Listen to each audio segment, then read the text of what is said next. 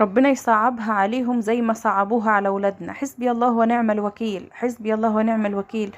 اللي حصل في امتحان الكيمياء ده ما يرضيش حد ابدا. عايز يخلص على جيل كامل، جيل كامل يخلص عليه ويحطم اماله وطموحاته واحلامه وكل حاجة كان بيبنيها ونفسه فيها. امتحان يعجز عنه حله اصلا الموجهين واعلى المدرسين، حتى لو مدرس اول في المادة. أعصابنا تعبت والله العظيم. شكل أولياء الأمور بره بعد امتحان الكيمياء يقطع القلب. أقسم بالله إن احنا كنا واقفين على أعصابنا وفضلوا أكتر من نص ساعة خلين الطلبة جوه المدرسة ما خرجوش، بسبب إن كان في كذا حالة من البنات يا مغمى عليها، وفي واحدة جالها شلل نصفي في نفس اللجنة اللي فيها بنتي، وحالات تانية كتير. طبعا كل واحد كان بياخد ابنه او بنته ويخرج يمشي بيهم على طول. خلاص انت في كارثة. انا بنتي اقسمت بالله طالعالي من المدرسة متنحة خالص في حالة صدمة. فين لما فوقت بنتي رجعت لوعيها تاني، قلت لها اللي حصل ليكي حصل على مستوى الجمهورية كله، لا تحطمي نفسك ولا تزعلي ولا تبصي وراكي، خليكي في اللي جاي. مع ان احنا عارفين اللي جاي هيكون صعب برضه عشان ينجح المنظومة بتاعته وينجح نظام البكالوريا، ويجبر الناس انها كلها تختار نظام البكالوريا، ويقول لنا بصوا ادي النظام ده، النظام ده مش كويس والنظام ده فاشل والنظام ده صعب وولادكم مش يقدروا يكملوا فيه. اختاروا البكالوريا للمجموعات اللي بعد كده والمراحل اللي بعد كده تدخل ثانوية عامة. بجد والله العظيم ثانوية العامة اللي عايز يدمر ابنه او بنته يدخله ثانوي عام، اللي عايز يحطمه ويطلع كل حاجة وحشة فيه يدخلوا ثانويه عامه. أنا اقسم بالله انا الواحد اصلا ما كنتش عارفه اتكلم معاكم ولا افضفض ولا اتكلم ولا اقول لكم اي شيء بسبب الوضع ده. اللهم صل على سيدنا محمد. بصوا الوضع سيء سيء سيء سيء خالص. اعوذ بالله من غضب الله. مش هنقول حاجه، احنا راضيين بقضاء الله وقدره.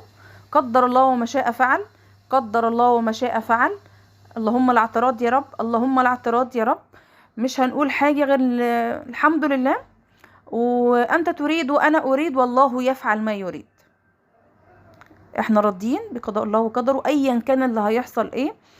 أنا والله العظيم اللي وجع قلبي ويخليني يعني نفسيتي وحشة جدا كلام الطلبة بيقولوا احنا طبقنا أحلامنا وسلمناها واحنا بنسلم امتحان الكيمياء. احنا يعني جالهم احباط. والله العظيم انا بفضل ادعم واتكلم مع بنتي ومع اصحابها ومع كل اللي اعرفه، مش قادرين ان احنا نطلع بالولاد دول او نحفزهم. الولاد خلاص واصلين حدهم، خلاص الموضوع بالنسبه لهم خلاص. بقولك احنا هنكمل ليه في اللي جاي؟ ما اللي عدى احنا اتحطمنا فيه وما قدرناش نتعامل. العربي اي نعم كان فيه شويه تريكات بس لحد ما نقوله حلوا فيه شويه. اللي داخل ثانوية عامة داخل عشان يقفل، داخل عشان يجيب مجموع. طبعا غير الفئة التانية في بنات داخلين مش في دماغهم، اولاد داخلين مش في دماغهم ومعتمدين على الغش ومعتمدين على السماعات ومعتمدين على تسريب الامتحان ويشتروه. انا شفت بنفسي، محدش قال لي، انا اللي موجودة قدام المدرسة وانا اللي بروح كل مادة مع بنتي وبشوف كل حاجة بنفسي.